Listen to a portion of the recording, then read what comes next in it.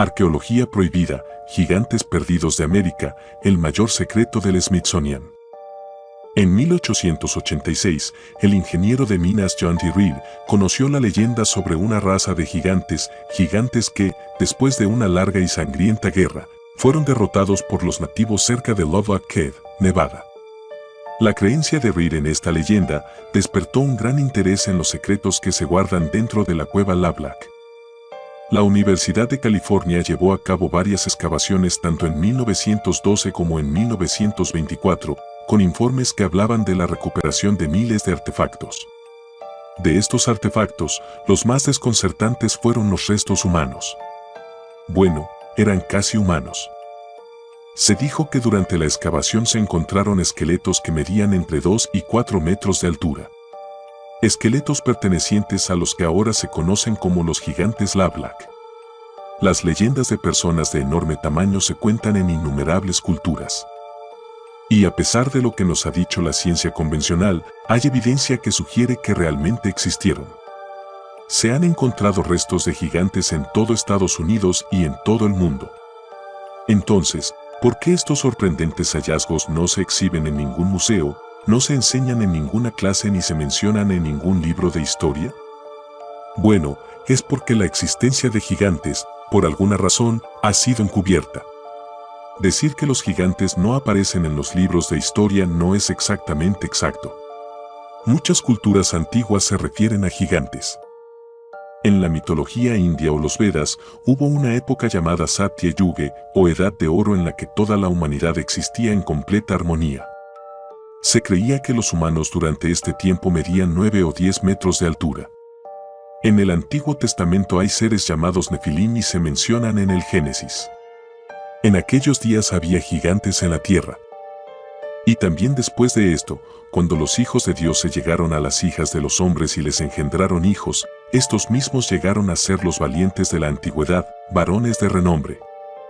Una interpretación de esto sugiere que los hijos de Dios eran ángeles caídos gigantes que sedujeron a mujeres humanas y su descendencia fueron los Nefilim. Los gigantes aparecen bastante en el libro de Enoch, uno de los textos religiosos que se encuentran entre los rollos del Mar Muerto. Se decía que los Nefilim eran hombres de los viejos tiempos que existieron antes del gran diluvio. Los textos indios antiguos dicen lo mismo. El libro de Samuel también nos presenta a uno de los gigantes más famosos de la historia, llamado Goliat. Goliat era un guerrero filisteo que desafió a los israelitas a enviar un campeón para un combate singular. David, armado únicamente con una honda y fe en Dios, derribó al gigante de una sola piedra. Se decía que Goliat medía entre 2 y 3 metros de altura y posiblemente descendía de un pueblo conocido como los Anaquitas o los Anakim. Y los anaseos descendieron de los Nefilim. Pero las referencias a gigantes de la historia se remontan aún más atrás.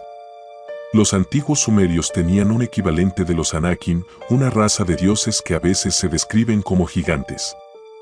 Sí, los Anunnaki. Y si no sabes quiénes son los Anunnaki, aquí tienes una pista. Mírate en el espejo. Según interpretaciones de antiguos textos sumerios y babilónicos, los Anunnaki eran una raza de seres extraterrestres provenientes del planeta Nibiru. Ahora bien, Nibiru no es un planeta distante al otro lado de la galaxia, sino que está aquí, en nuestro propio sistema solar. Pasa cerca de la Tierra cada 3600 años. Y esta teoría de los planetas extra fue descartada como pseudociencia durante muchos años. Pero ahora se cree ampliamente que hay un planeta adicional o algún tipo de objeto grande en los confines de nuestro sistema solar. De hecho, la NASA ha estado buscando este objeto durante años, aunque lo llaman Planeta 9 o Planeta X. No puedo darle ningún crédito a Sekera y Sitchin, ¿eh? No lo admitirán, pero apuesto a que es una gran parte. En 2015, los investigadores de Caltech creyeron haber encontrado evidencia de este planeta. Y en 2016 dijeron que estaban casi seguros de que el planeta estaba ahí fuera. Y luego, en 2017, los investigadores coincidieron en que los datos y los modelos informáticos demuestran con casi un 100% de certeza que un gran planeta oscuro secreto acecha en el distante sistema solar. Y esperan que esto se confirme en los próximos años. Y quizás entonces finalmente sepamos si este podría ser realmente el planeta Nibiru, hogar de los Anunnaki.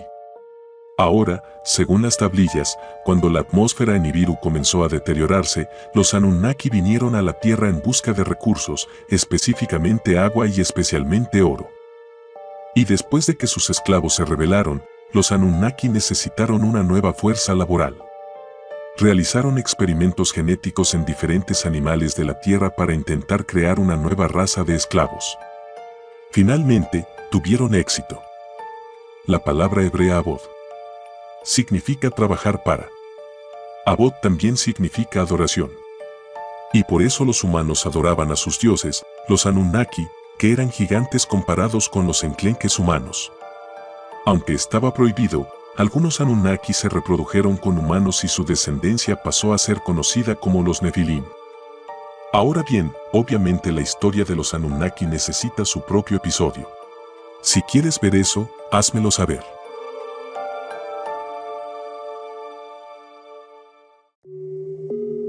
Las tabletas dicen que la siguiente vez que Nibiru pasó cerca del sistema solar interior, provocó graves perturbaciones electromagnéticas. Aparecieron manchas oscuras en el sol y ondas de color surcan el cielo. Esto se refiere a auroras boreales y australes extremas, lo que indica un debilitamiento del campo magnético de la Tierra. Al tener menos protección de la energía del sol, los casquetes polares se derritieron y una gran inundación arrasó todo el planeta. Para escapar de la devastación, los Anunnaki abordaron naves celestes con su oro y regresaron a Nibiru.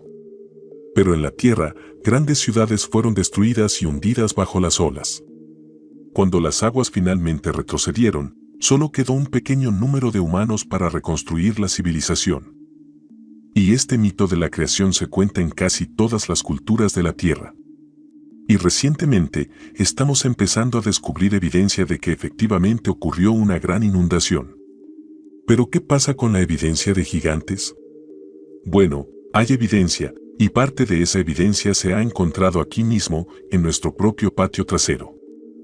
Muchas tribus nativas americanas hablan de la existencia largamente olvidada de una raza de humanos que eran mucho más altos, más fuertes y, a veces, más crueles que los hombres comunes y corrientes.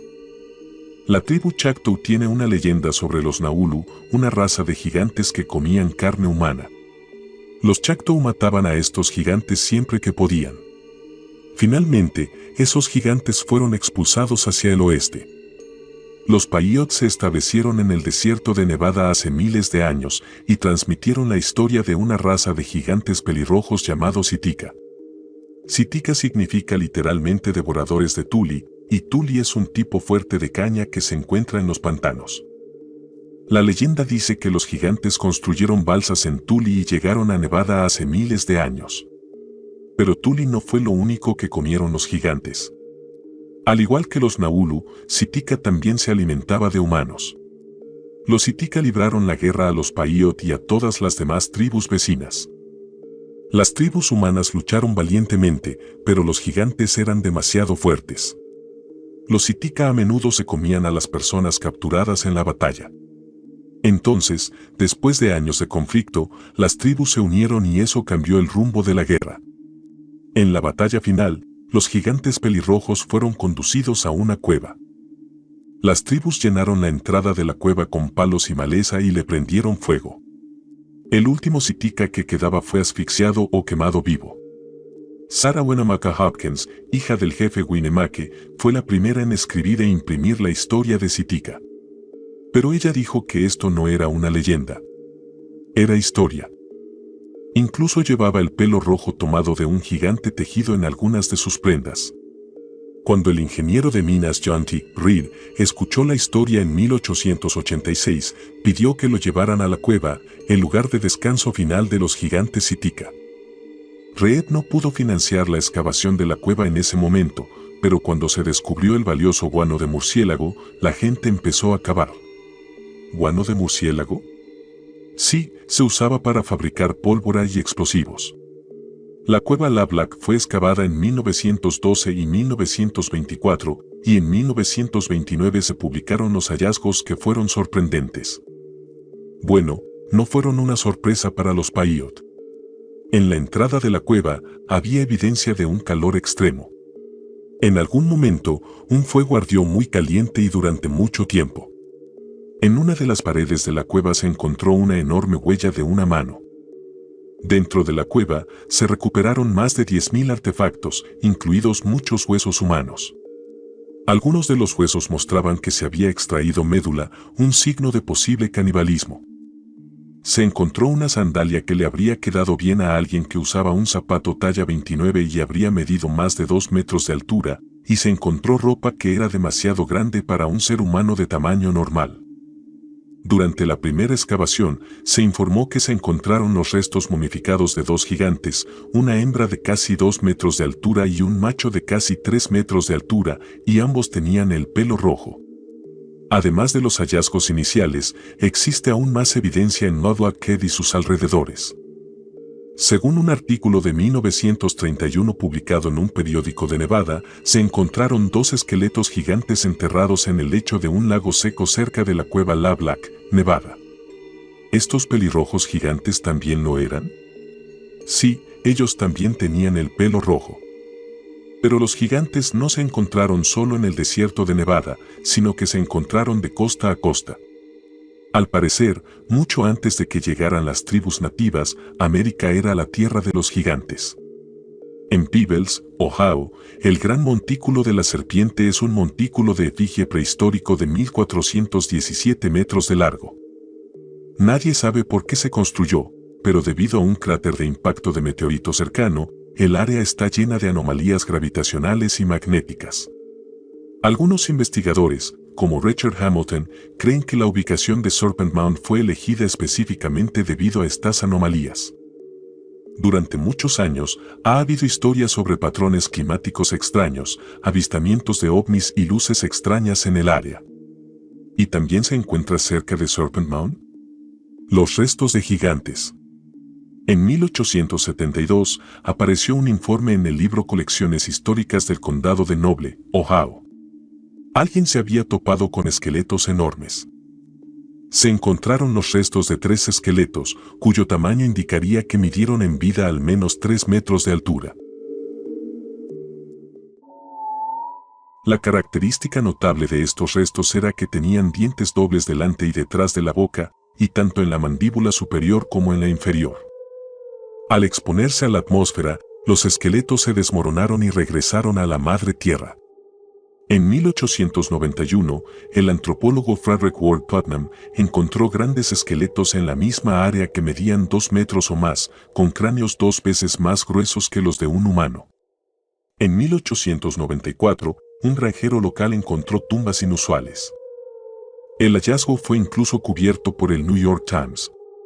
El granjero Warren Cowan descubrió recientemente varias tumbas antiguas a 1,5 kilómetros del famoso Serpent Mound, donde el profesor Putnam de Harvard hizo interesantes descubrimientos.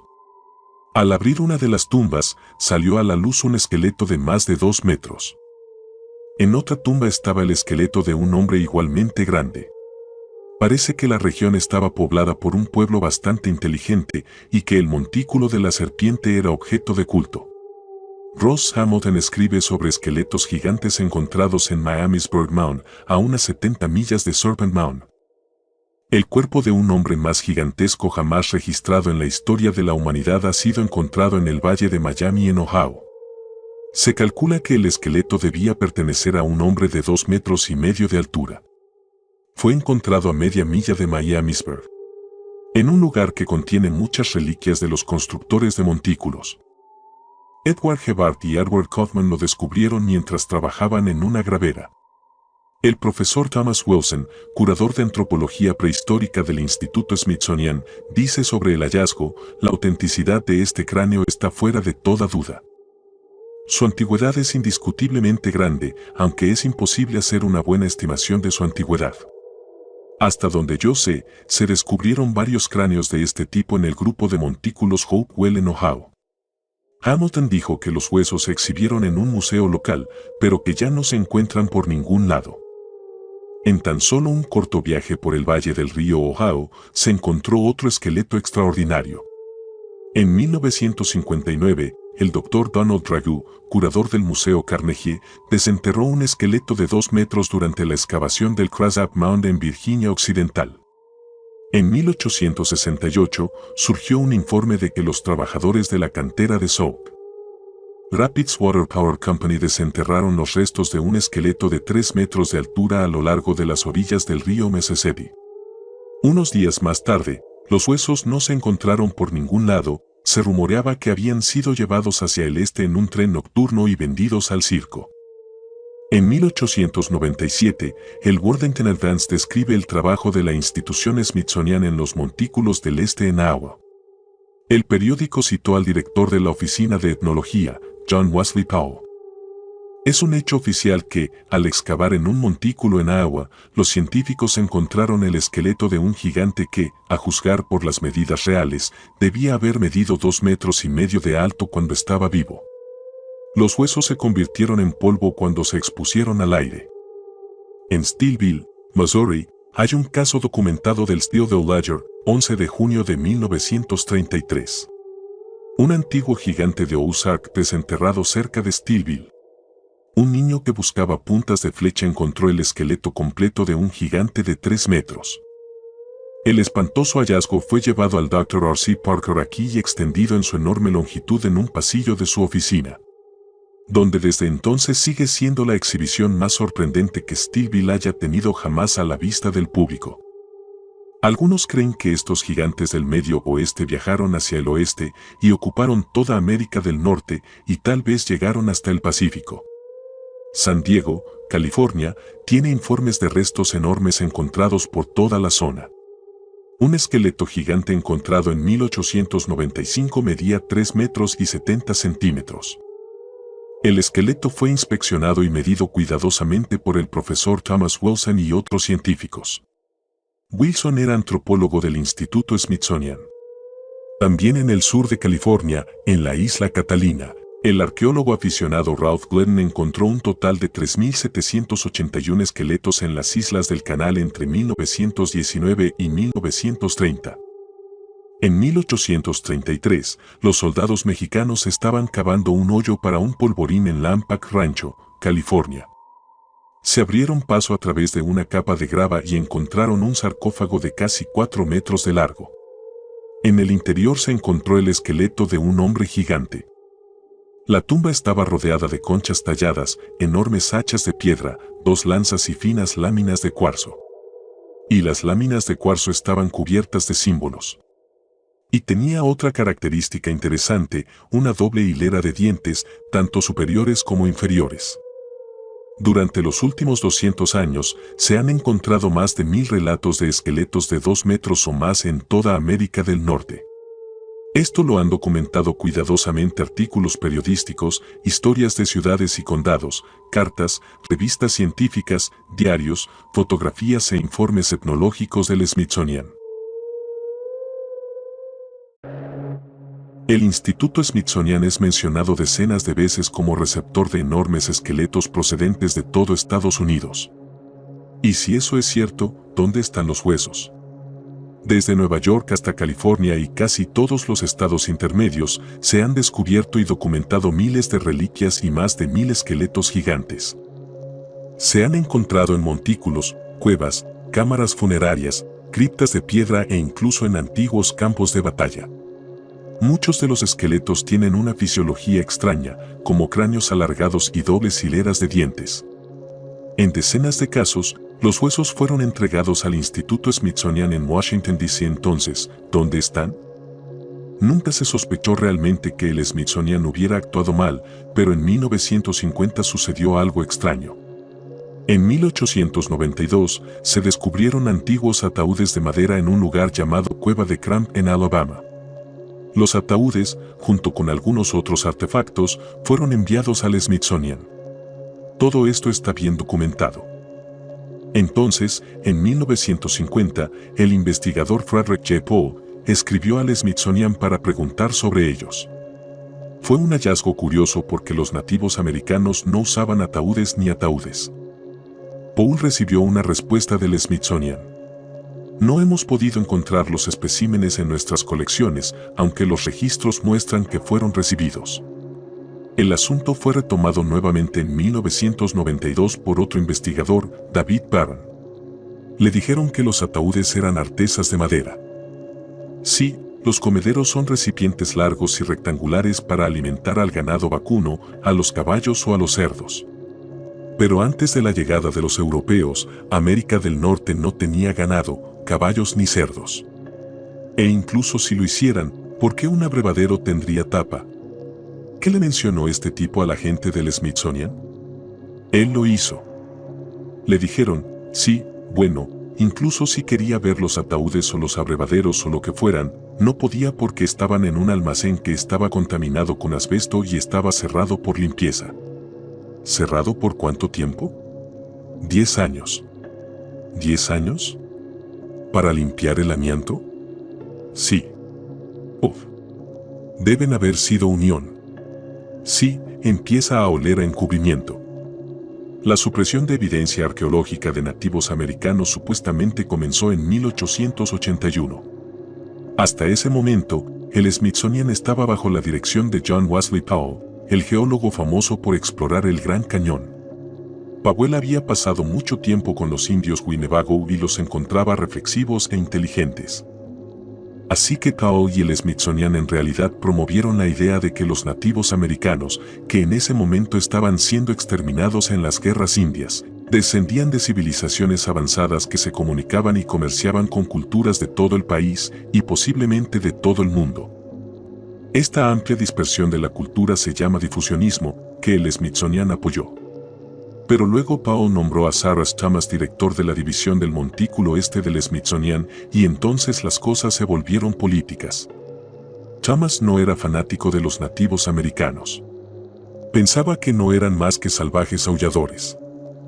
Thomas pensaba que era imposible que los salvajes de un lado del Mississippi visitaran a los salvajes del otro lado, y pensar que personas tan primitivas como los nativos americanos pudieran navegar sobre un océano era simplemente ridículo. A esto se le llama aislacionismo. El aislacionismo dice que las civilizaciones se desarrollan independientemente unas de otras y tienen muy poco contacto con otras civilizaciones, especialmente a través de océanos o lagos. Los debates en el Smithsonian arreciaron y Cyrus Thomas acabó ganando la batalla entre el aislacionismo y el difusionismo. Pronto, el Smithsonian adoptó una postura oficial de que cualquier evidencia arqueológica que respaldara el difusionismo era fraudulenta. Se creía que el contacto entre las civilizaciones de los valles de Ohio y Mississippi era raro y el contacto entre las culturas del Mississippi y los mayas, toltecas o aztecas en México o Centroamérica. Bueno, eso fue absurdo. Así se escribieron los libros de historia. Los nativos americanos eran un pueblo primitivo y a veces salvaje. Y eso fue eso. Pero no tan rápido. Cuando se estudiaron esos antiguos montículos y pirámides en el Medio Oeste, se demostró que los valles del río Mississippi alguna vez fueron el hogar de una cultura antigua y sofisticada. En ese momento, la capital de la cultura, Cahokia, era más grande que casi cualquier ciudad de Europa. Cuando se excavaron los Sparrow Mounds en Oklahoma, entre 1933 y 1935, se descubrió a un hombre de más de 2 metros de altura. Llevaba una armadura completa y enterrado junto a él había una vasija con miles de perlas y otros artefactos. Este fue uno de los tesoros más grandes jamás descubiertos en ese momento. Sabemos que encontraron al hombre de la armadura y se contactó al Smithsonian. Entonces, ¿dónde está él? Se encontraron muchos restos humanos en tumbas junto a artefactos, pero los restos fueron descartados y se nos dice que la mayoría de los objetos raros e invaluables se desintegraron antes de que los estudiosos pudieran llegar al sitio. No es conveniente que objetos de valor incalculable desaparezcan antes de que alguien llegue allí. Y cuando terminó la excavación, se utilizó dinamita para destruir la cámara funeraria y se vendieron los artefactos restantes que se consideraron valiosos. Los artefactos de Acombar fueron descubiertos en México en 1994 y han sido el centro de controversia. Se encontraron más de 33.000 artefactos inusuales, incluidas muchas estatuillas de cerámica y piedra. Las pruebas iniciales de laboratorio sugieren que los artefactos tenían unos 60-500 años. Pero aquí es donde las cosas se ponen polémicas. Algunas figuras representan dinosaurios que viven junto a humanos y hay una famosa talla de un guerrero humano montado en un triceratops. Están representados diversos grupos étnicos. Están representados negros, blancos y asiáticos. Pero esas razas deberían haber sido desconocidas en América hace miles de años. Y había criaturas extrañas como sirenas, híbridos de animales humanos, incluso un pie grande. También se encontraron dientes de un caballo extinto de la edad de hielo y el esqueleto de un mamut. Ninguno de estos animales debería haber estado allí. Los arqueólogos Charles C. de Paso y John H. Tierney examinaron la colección y autentificaron el hallazgo. Carlos Perea, director de arqueología de la zona de Acombar, también lo autenticó. Pero el Smithsonian y otras autoridades descartaron los hallazgos como fraudulentos. A pesar de que los laboratorios fecharon los objetos en el año 4500 a.C., el Smithsonian declaró que los artefactos tenían 30 años y dijo que todo el hallazgo era un engaño. John Tierney, que más tarde colaboró con el profesor Charles Haskell, dijo que el Instituto Smithsonian y otras autoridades habían llevado a cabo una campaña de desinformación contra los descubrimientos. Si no recuerdas el episodio de Adán y Eva, nosotros lo recordamos. Charles Hapgood fue descartado como pseudocientífico porque afirmó que el continente se había desplazado a lo largo de millones de años. Ops. Sí, entonces John Tierney presentó una solicitud de libertad de información y pidió todos los archivos de Acombar al Smithsonian. Bueno, resulta que los archivos faltan y todos los objetos de Acombar en posesión del Smithsonian han sido almacenados y no pueden ser vistos por el público. ¿Hasta cuándo? No lo dijeron. Tierney pasó a escribir un libro llamado Acombar, el asombroso escándalo de la arqueología. Pero buena suerte intentando encontrarlo. La frase "un esqueleto en el armario" hace referencia a un secreto que, de ser expuesto, causaría vergüenza, culpa o incluso un escándalo. Y todos tenemos uno o dos esqueletos en el armario para nosotros. Eso es solo una metáfora. Pero para el Smithsonian, son esqueletos reales. Gigantes en Estados Unidos, una conspiración del gobierno, un encubrimiento del Smithsonian. Es una historia fascinante, pero ¿es verdad? Bueno, analicémoslo. Ohio ha sido el epicentro de esqueletos gigantes, especialmente en el siglo XIX. Cuando los primeros descubrimientos aparecieron en las noticias, las historias causaron sensación a nivel nacional. Ahora bien, esta cantidad de atención también saca a la luz a los engañadores y estafadores. ¿Quieres comprar una NFT Hacklefish? Yo no.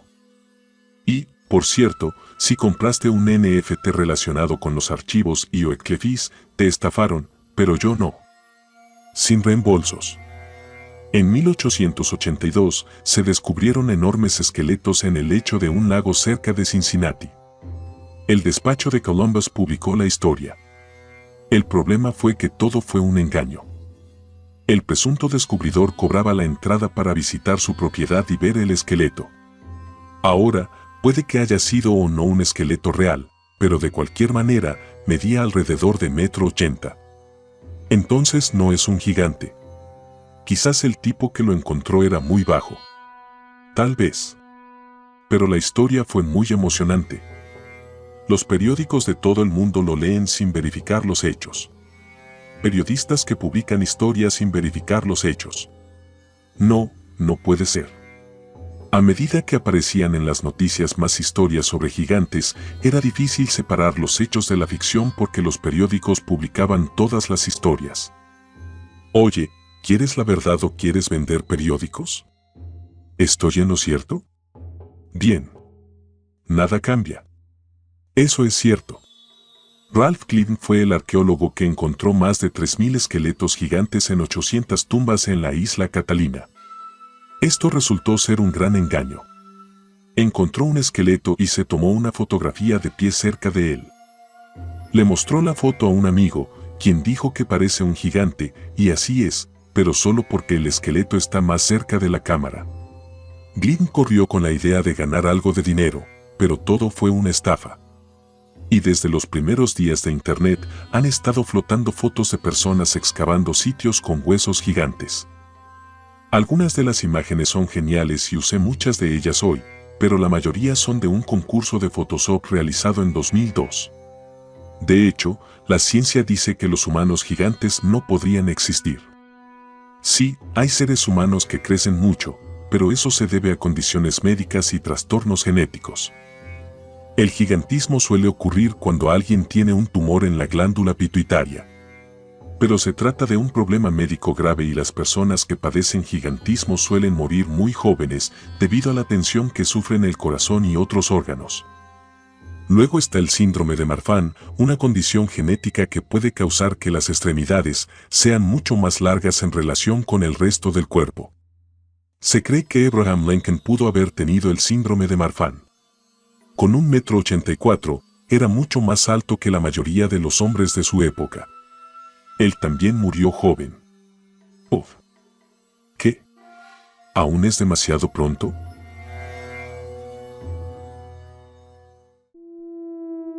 Pero la razón por la que los humanos no pueden convertirse en gigantes es la ley del cubo cuadrado. Esto establece que a medida que crece el tamaño de cualquier objeto, su volumen crece más rápido que su superficie. Si un gigante mide 60 pies de altura o aproximadamente 10 veces el tamaño de alguien de 6 pies de altura, el volumen corporal del gigante tendría que ser 100 veces el volumen del hombre de 6 pies. Una pulgada cúbica de hueso puede soportar 19.000 libras. Eso es mucho. Pero a 60 pies de altura, el hueso necesitaría soportar más de 550.000 libras. Los huesos humanos se romperían y desmoronarían bajo este peso. Sí, pero ¿quién dice que los gigantes son humanos? Ese es un punto justo. Hay descubrimientos de gigantes donde se informó que los huesos del cuerpo y el cráneo eran mucho más gruesos que los de los humanos.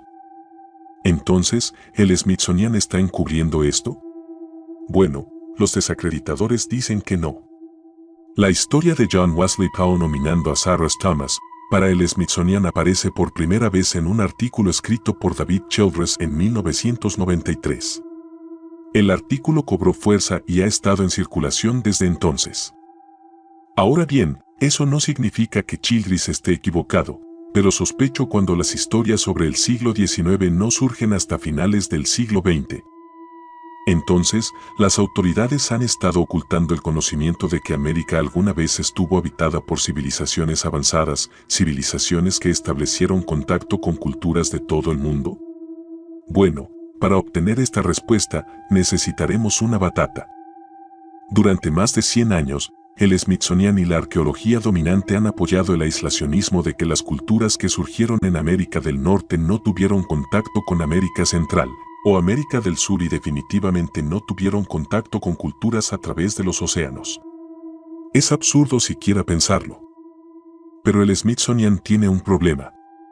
Los camotes son originarios de América, pero se encontró un camote antiguo en las Islas Cook, que se encuentran en medio del Océano Pacífico.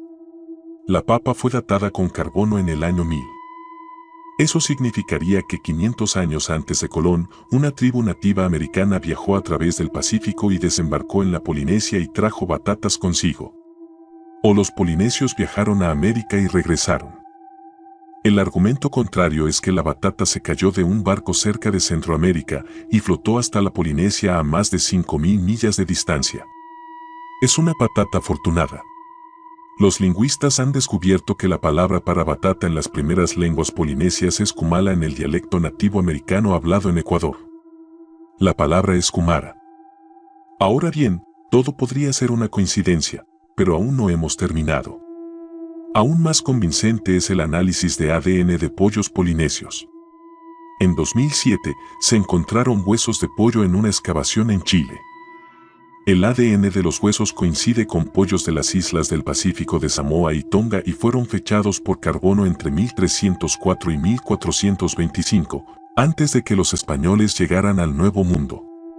En 2019, se estudiaron pollos sudamericanos y se descubrió que tenían un componente genético desconocido.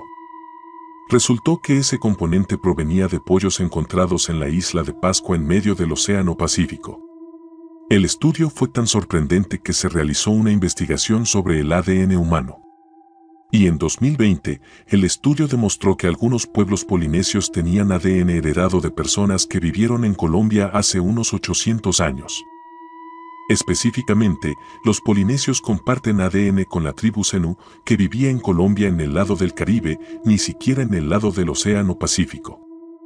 Es demasiado para cubrir en este episodio, pero hay evidencia de contacto chino con el Nuevo Mundo en el año 1200 a.C., o de contacto indio en el año 2000 a.C., y de contacto árabe en el siglo IX. Incluso hay mapas antiguos de los árabes y turcos, como el mapa de Piri Reis, que muestra América del Norte y del Sur 1000 años antes de que naciera Colón. Y hay mucho más. En algunas momias se han encontrado restos de coca y nicotina. Un nuevo examen de la momia de Ramsés II en los años 1970 reveló la presencia de fragmentos de hojas de tabaco en su abdomen. La coca y el tabaco son originarios de América. La ciencia convencional dice que un arqueólogo que manipulaba la momia debe haber derramado su pipa y su chocolate caliente. Eso es lo que dicen. Recuerden, hicimos un episodio sobre artefactos egipcios supuestamente descubiertos en el Gran Cañón en 1909. El Smithsonian lo niega y afirma que toda la historia es un engaño. Pero por alguna razón, la parte del Gran Cañón donde se hizo el descubrimiento está prohibida. Ni siquiera puedes volar sobre él. Si entras en la zona en unos minutos, aparecerán aviones y helicópteros sin marcar en una zona donde no está permitido volar. Un enlace al episodio a continuación, que entra en detalles, incluso verás los aviones y helicópteros de los que estoy hablando. Una vez más, esos artefactos fueron enviados al Smithsonian y nadie sabe qué pasó.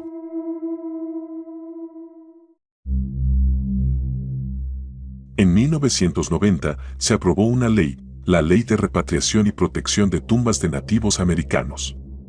Esta ley dice que cualquier agencia federal en posesión de artículos culturales de nativos americanos, incluidos restos humanos u objetos sagrados, será devuelto a las tribus previa solicitud. Excelente. El Smithsonian es una agencia federal. Entonces, ¿podemos conseguir todos los esqueletos de Ohio y echarles un vistazo? No. Código de los Estados Unidos, Título 25, Capítulo 32, Sección 3001, Subsecciones 4 y 8, Subsección Estatal para Agencia Federal, significa cualquier agencia departamental o instrumental de los Estados Unidos. Dicho término no incluye la institución Smithsonian. Subsección 8 Museos significa cualquier institución o agencia gubernamental estatal o local, incluida cualquier institución de educación superior que reciba fondos federales y tenga posesión o control sobre artículos culturales nativos americanos. Dicho término no incluye la institución Smithsonian ni ninguna otra agencia federal. La ley exige que el gobierno devuelva los esqueletos a las tribus. Bueno, el Smithsonian está exento. Entonces, si es necesario reescribir los libros de historia, no busque ayuda del Smithsonian ni exija respuestas. La ciencia convencional y especialmente los medios de comunicación tienen un manual. Es fácil de reconocer una vez que lo buscas. Las 4 etapas de la represión son criticar, marginar, atacar y censurar. Ahora, aquí hay un ejemplo. No pretendo ser arqueólogo ni científico. Cuando Graham Hancock lanzó su serie documental llamada Ancient Apocalypse, fue un gran éxito. Explora la teoría de que antiguas culturas avanzadas existieron hace miles de años, pero fueron aniquiladas en la gran inundación del Dries joven. Ahora bien, puedes estar de acuerdo con esta teoría o no. De cualquier manera está bien para mí. Pero donde quiera que esté, todos podemos estar de acuerdo en que es una teoría interesante que vale la pena discutir, ¿verdad? Bueno, mal. El Guardian revisó la serie en un artículo titulado Apocalipsis Antiguo, es el programa más peligroso de Netflix. Ahora llega la etapa 1 de crítica.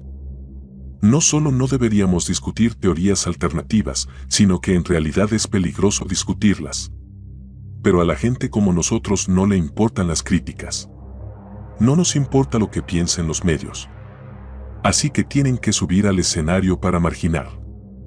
Ese mismo artículo tiene un subtítulo picante que dice que un programa con una teoría verdaderamente absurda es uno de los mayores éxitos de los gigantes del streaming. Y parece existir únicamente para los teóricos de la conspiración. Entonces, si crees o incluso tienes interés en este tema absurdo, estás marginado como teórico de la conspiración. El mismo artículo insinúa que las personas que sienten curiosidad por las civilizaciones anteriores al diluvio son lo mismo que los terraplanistas. Es posible que todavía esté plano. No somos 11 verdaderos en el trabajo. Ahora no. Ser llamado teórico de la conspiración solía ser un gran insulto, pero lo hemos escuchado tantas veces que ya no nos afecta. Lo tomo como un cumplido. Lo sé. Entonces escalan a la etapa 3 del ataque. MSN revisó el documental en un artículo con este titular: la serie de Graham Hancock promueve teorías de conspiración racistas. Y ahí está. ABC lo siguió. La serie Apocalipsis Antiguo utiliza ideologías racistas. Ahora vi y disfruté los documentales. Disfruto hablando de historia y vida alternativas antes de la inundación del Younger Dryas. No soy racista, ¿y tú? No me importa de qué color era la gente antes del diluvio. Solo quiero saber sobre ellos. Y supongo que tú eres igual. Pero llamar racista a alguien sin pruebas está muy de moda ahora. Pero debido a que esa palabra se usa tanto, ese ataque también está perdiendo fuerza. Entonces criticas que eso no funcionó. Estás marginado. No funcionó. Eso deja la etapa 4, que sí funciona la censura. Está justo en ese titular de El Guardián donde el autor plantea la pregunta: ¿por qué se ha permitido esto? ¿Qué quiere decir permitido? ¿A quién quiere que permita o prohíba la libertad de expresión? Netflix, el gobierno. Sospecho que sé la respuesta. Ahora bien, no estoy de acuerdo con todas las afirmaciones de Graham Hancock expuestas en el documental, pero todas ellas son dignas de discusión. Los principales medios de comunicación y la ciencia no están de acuerdo. Estas discusiones son absurdas, peligrosas y racistas en cierto modo. Durante 100 años, los egiptólogos afirmaron con orgullo que el antiguo Egipto fue la primera civilización importante, con un reconocimiento menor a los sumerios que estuvieron allí 1000 años antes. Cualquier cultura anterior a esa era una tontería y la discusión estaba censurada. Pero luego se descubrió Göbekli Tepe en Turquía, y se descubrió que era 5000 años más antiguo que Sumeria. Vaya. Sí, eso fue vergonzoso. Luego se descubrió Munkup Tarla también en Turquía. Esa cultura se remonta a hace más de 12.000 años. Ese es un periodo de tiempo llamado Pleistoceno. Ahora, nos enseñaron que esta era la época de los cavernícolas. Pero Munkup Tarla entendían la agricultura y la ganadería. Sabían cortar piedra y se dedicaban a la planificación urbana. Hace unos años se descubrió un sistema de alcantarillado. Estos no eran cavernícolas. Vivían en casas construidas alrededor de un centro religioso central. Un documental de Netflix que analiza diferentes teorías no es peligroso. Pero los artículos de escritores de televisión convencionales que obtienen sus datos de científicos convencionales, esos artículos son peligrosos. Son peligrosos porque suprimen el debate, lo que a su vez suprime el descubrimiento. Me alegra mucho que los arqueólogos que encontraron Munkup no leyeran las noticias de Internet. De lo contrario, es posible que esos teóricos de la conspiración racistas nunca hubieran encontrado la que hasta ahora es la cultura más antigua de la Tierra, una cultura que surgió, por cierto, justo después de la gran inundación del Dryas joven. A medida que pasa el tiempo, surge más evidencia que respalda las teorías sobre la historia alternativa. Si los gigantes caminan por la Tierra tarde o temprano, eso también se descubrirá. Pero los principales medios de comunicación harán todo lo posible para evitar que esa noticia salga a la luz. Si El Guardián, NBC, ABC, USA Today, CNN y todos los demás siguen equivocándose una y otra vez, tal vez tengamos que empezar a hacernos la pregunta sobre esos artículos. ¿Deberían permitirse? En cada rincón de nuestro planeta, una sinfonía de vida. En el firmamento, las joyas aviares se deslizan y hacen piruetas. Sobre tierra firme, un caleidoscopio de historias únicas de adaptación, belleza y supervivencia. Pero los secretos más misteriosos de la madre naturaleza se mantienen celosamente guardados, ya que no están en el aire ni en la tierra. Esos secretos están a continuación. En el gran teatro de la extensión del océano, una gran cantidad de personajes adornan el escenario. Pero hoy centramos nuestra atención en uno de los peces más intrigantes de la comunidad marina, una criatura con un rostro tan espinoso como profundas las aguas. Conoce al eclefis. El hacklefish tiene una boca llena de dientes blancos y brillantes que brillan siniestramente, incluso en la tenue luz submarina. Estos dientes no son solo para alimentarse. También son una muestra de dominio e intimidación. Una característica peculiar de esta especie es su naturaleza paranoica. Cree en todo tipo de teorías de conspiración. El alunizaje fue falso. Un rasgo que insinúa un proceso cognitivo complejo, aunque equivocado. Oh, no seas una oveja. Aunque sus gracias sociales dejan mucho que desear, sus rituales de apareamiento parecen ser efectivos. Hoy hemos compartido un vistazo a la vida del eclefis. Este maravilloso marinero nos recuerda que la naturaleza es un cuadro de diversidad extraordinaria e infinita, lleno de maravillas y misterios. Muchas gracias por pasar el rato conmigo hoy. Si te gustó el video, favor de suscribirse y darme una manita arriba. Les habló Mercurial Dark, nos vemos en la próxima. Cuídense.